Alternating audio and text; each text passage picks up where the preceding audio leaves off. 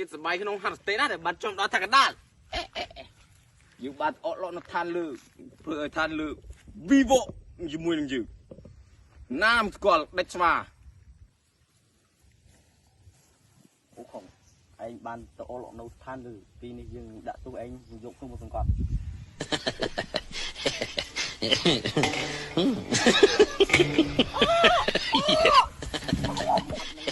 ចាំមកដោះលែងឯងទៅភាគខាងជើងហើយអូខំចុះឯងតាំងផ្លោះទៅពីឋានលើនេះចុះទៅឋានកណ្ដាលឯងនឹងទៅតាំងផ្លោះនៅទីខាងជើងហើយឯងនឹងចឹងខ្ញុំកណាលាព្រះយឺឡៃដើម្បីទៅតាំងផ្លោះសិនហើយអូជួយតាមមកតាមពុតដំងទៅទីខាងជើងតាមមកតាមពុតគឺឯងមានទីដែលព្រះយឺឡៃឲ្យយើងមកដកភ្នំទីលើខាងឯងមែនហើយនឹងហើយជួយផងគ្រូអាយើងនឹងបើឲ្យឯងអូតាមមកតាមពុតអរគុណគ្រូខ្ញុំធ្វើចឹងយើងនឹងដាក់ឈ្មោះឲ្យឯងថាអូខុងគឺជាសិស្សទី1របស់យើងអរគុណគ្រូតាំងក្រុមមកតាមអាត្មាផងអូខុងបាត់ចេញមកព្រេមរកសុបាយមែនណាទឹកបានចេញពីខ្លួនខ្ញុំពិតជាសុបាយចិត្តពិតជាស្រឡះខ្លួនខ្លាំងណាស់អូលោកគ្រូមានមនុស្សចម្លែកតាន់អូខុងស្អីគ្រូ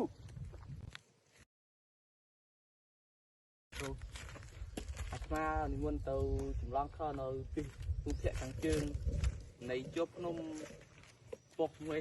អើលោកគ្រូឲ្យខ្ញុំសុំធ្វើកូនសិស្សទៅចម្លងខបានទេលោកគ្រូមិនអីទេអញ្ចឹងយើងដាក់ឈ្មោះឲ្យឯងថាប៉ាជេអរគុណឲ្យលោកគ្រូយើងធ្វើដំណើរទៅទាំងអស់គ្នាចាប់ពីនេះទៅយើងបងប្អូនអើតោះទីអូខុងអូនចាំជួយមើលលោកគ្រូតាមក្រោយបងបាទលោកបងចាំខ្ញុំជួយមើលលោកគ្រូឲ្យបាយអត់មានភ្លេអីពីសោះលោកបងខ្ញុំហេវណាលោកបងចាំមានអីឆៃទេអូចាំពីនេះមកនេះយើងមានអារម្មណ៍ថាសប្បាយចិត្តព្រោះយើងទើបចេញពីក្នុងទឹកដែលយើងនៅរាប់ឆ្នាំរាប់ខែតែពេលនេះយើងបានមករួចផុតពីកណ្ដាប់ដៃសំណាញ់មករបស់គេហើយពេលនេះយើងមានអារម្មណ៍ថាចង់រំដល់ហើយ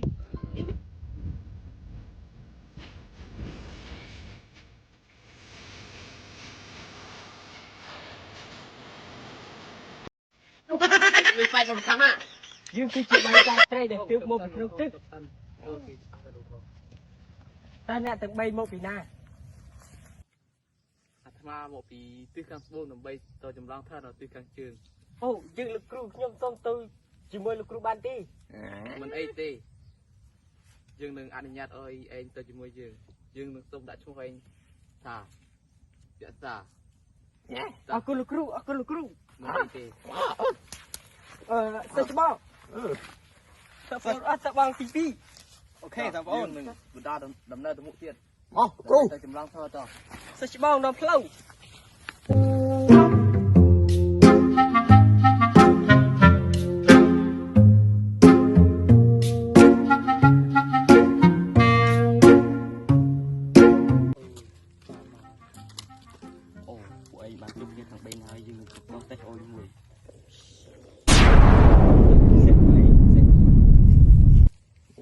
យើងនឹងធ្វើដំណើរឲ្យតេះនឹង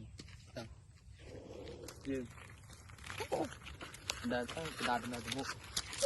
អូតាមផ្ទះច្បងខ្ញុំលាហើយតាមពុតលោកគ្រូ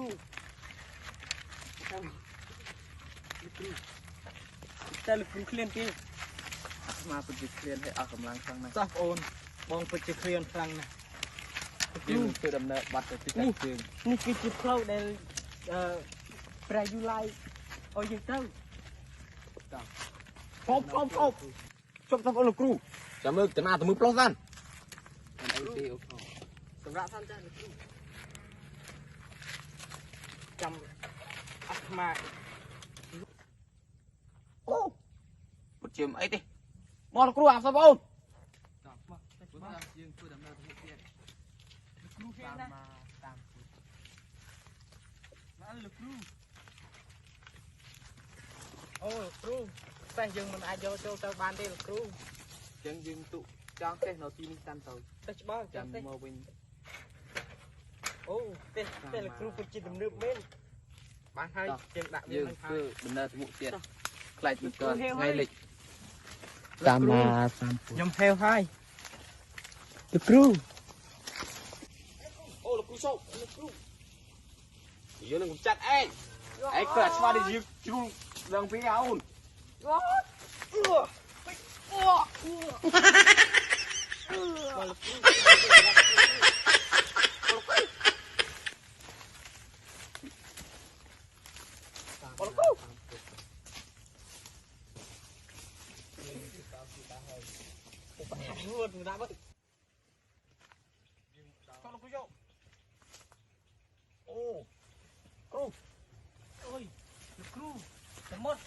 អូលោកគ្រូយើងធ្វើម៉េចនឹងអាចឆ្លងទេមហាសមុទ្រនេះបានតើពីនេះយើងមកដល់មហាសមុទ្រមួយយ៉ាងហ្នឹងយើងអាចដំណើរទៅមុខបានទេអូលោកគ្រូធ្វើម៉េចយើងអាចឆ្លងទៅបានតើជីដំបងសិស្សច្បងបានអត់អូអត់គេទេអាបងអូនបានទេព្រោះដំបងបងនេះអត់ថ្មអាបងអូនអើយើងមានតែចាំលើកក្រោយសិស្សច្បងអើមែនទេលោកគ្រូគិតយ៉ាងម៉េចយើងនឹងសម្រេចចិត្តថាយើងបកស្ប្រៃសិនព្រោះយើងមិនអាចឆ្លងទឹកបានទេគឺសមុទ្រធំខ្លាំងយើងមានតែចាំលើកក្រោយមានហើយតោះពូខំខាងជិះយើងតោះទៅវិញច្បាស់អូនទៅវិញតាមមកតាមពូតបាទ